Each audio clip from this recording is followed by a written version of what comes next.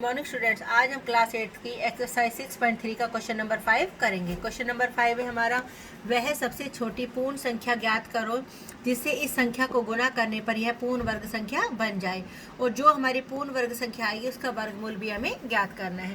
तो हमें सबसे पहले सवाल दिया हुआ है 252। इसका मतलब 252 हमारी पूर्ण वर्ग संख्या तो है नहीं, क्योंकि जब उसने सवाल में इतना कहा है कि इसको किसी से गुना करके ही यह पूर्ण वर्ग संख्या बनेगी, तो हम देखते हैं कि हमें किससे गुना करनी है। तो 252 के सबसे पहले मैंने क्या बनाए, अभाज्य गुणनखंड बनाए। 252 की 2 से भाग की 126, 2 से भाग की 63, 3 से भाग की 21, 21 की 3 से भाग की 7। तो 252 की हमारे अभाज्य गुणनखंड आ गए 2 गुना 2 गुना 3 गुना 3 गुना 7। अब जब हम वर्गमूल निकालते हैं तो क्या करते हैं, 2 2 का जोड़ा बनाते हैं। तो इस 2 का एक जोड़ा बन गया, इस 3 का एक जोड़ा बन गया। हमारा क्या बच गया, 7 हमारा अकेला बच गया। अगर मेरे पास एक 7 और होता तो ये मेरा पूरा जोड़ा बन जाता, 2 का 3 का और 7 का। इसका मतलब हमें क्या होगा, 7 से गुना करने पर 252 हमारी क्या होगा, पूर्ण वर्ग संख्या बन जाएगी। तो 252 की कितने से गुना करनी है हमें, 7 से। तो 252 की हमने कितने से गुना की, 7 से। और यहाँ पर हमारे जोड़े किस किस के थे, 2 के पूरे थे, 3 के पूरे थे, और 7 हमारा क्या था, अकेला। जब हमने इधर 7 से गुना की तो हमने यहाँ भी किससे गुना की, 7 से। तो हमने 252 की 7 से गुना की, हमारा कितना आंसर आ गया, 1764।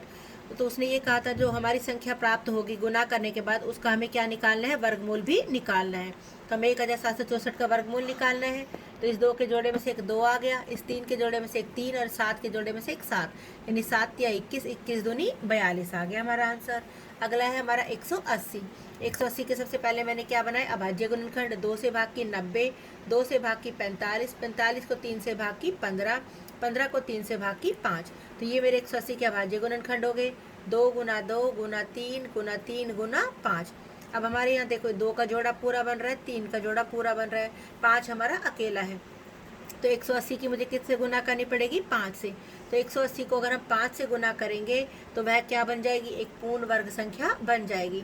तो 180 की मैंने 5 से गुना की, तो यहाँ पर मेरा 2 गुना 2 गुना 3 गुना 3 गुना 5, एक 5 तो हमारे पास था। अगर हमने यहाँ पर एक 5 बढ़ाया तो एक 5 हमने यहाँ भी गुना में लगा दिया। तो 180 की 5 से गुना की, मेरा कितना आंसर आ गया, 900। अब हमें 900 का क्या निकालना है, वर्गमूल। तो कैसे निकालेंगे, इस 2 में से एक 2 आ गया, इस 3 में से एक 3 आ गया, इस 5 में से एक 5 आ गया, यानी 5 दिया 15, 15 दूनी 30। तो 900 का वर्गमूल आ गया हमारा निकल के 30। अगला है मेरा 1008। अब 1008 के फिर अभाज्य गुणनखंड बनाए। 1008 की 2 से भाग की 504, 2 से भाग की 252, 252 को 2 से भाग की 126, 126 को 2 से भाग किया 63, 63 को 3 से भाग किया 21, 21 को 3 से भाग किया 7। तो 1008 के मेरा अभाज्य गुणनखंड क्या निकल के आए, 2 गुना 2 गुना 2 गुना 2 गुना 3 गुना 3 गुना 7। अब हमारा सबका एक एक जोड़ा पूरा बैठ रहा है, किसका जोड़ा हमारा अधूरा है, 7 का। तो 1008 को यदि मैं 7 से गुना कर दूं तो वह एक पूर्ण वर्ग संख्या बन जाएगी। तो 1008 को मैंने 7 से गुना की, तो ये सारे तो हमारे एज इट इज लिख दी। यहाँ पर मैंने क्या किया, जोड़ा पूरा करने के लिए एक 7 और बढ़ा दिया, यानी 2 गुना 2 गुना 2 गुना 2 गुना 3 गुना 3 गुना 7 गुना 7। तो 1008 की 7 से गुना की, मेरा कितना आ गया, 7056।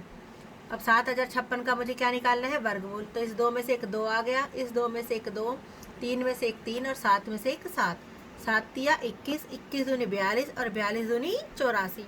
तो 7056 का वर्गमूल हमारा कितना निकल के आ गया, 84। अगला एग्जाम्पल है हमारा 2028। 2028 की 2 से भाग की 1014, इसकी 2 से भाग की 507, 3 से भाग की 169, और 169 होगा हमारा 13 से भाग, तो 13 से भाग की 13 ही आया।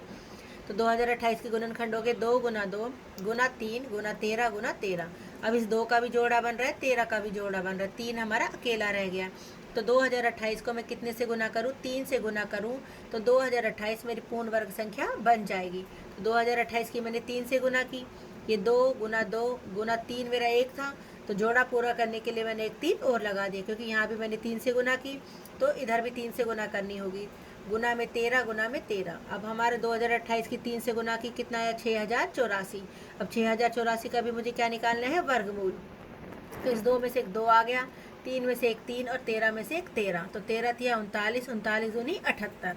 अगला है हमारा 1458। 1458 की 2 से भाग की 729, 3 से भाग की 243, 3 से भाग की 81, 3 से भाग की 27, 3 से भाग की 9, 9 को 3 से भाग किया, हमारा कितना आ गया 3। अगला है हमारा 1458 के हमारे अभाज्य गुणनखंड क्या निकल के आए थे, 2 गुना 3 गुना 3 गुना 3 गुना 3 गुना 3 गुना 3। तो हमारा सबका जोड़ा पूरा बैठ रहा है, 2 का नहीं। तो 1458 को मैं कितने से गुना करूँगी, 2 से। तो 2 से गुना करने पर 1458 हमारी पूर्ण वर्ग संख्या बन जाएगी। अब 1458 की मैंने 2 से गुना की, तो यहाँ भी जोड़ा पूरा करने के लिए 1 2 से हमने गुना की। तो 2 गुना 2 गुना 3 गुना 3 गुना 3 गुना 3 गुना 3 गुना 3।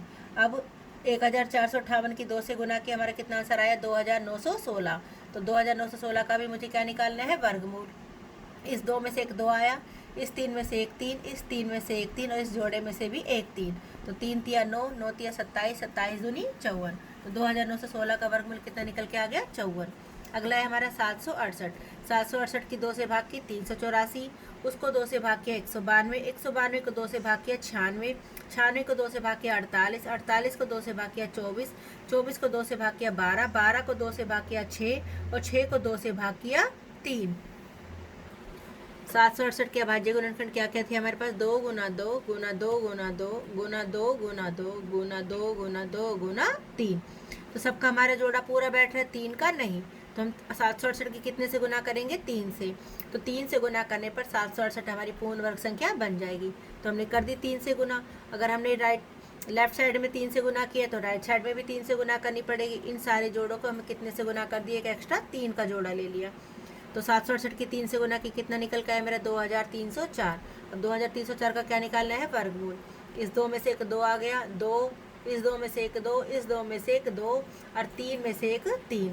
तो 3 दूनी 6, 6 दूनी 12, 12 दूनी 24, 24 दूनी 48। तो 2304 का वर्गमूल हमारा कितना निकल के आ गया, 48। Thank you.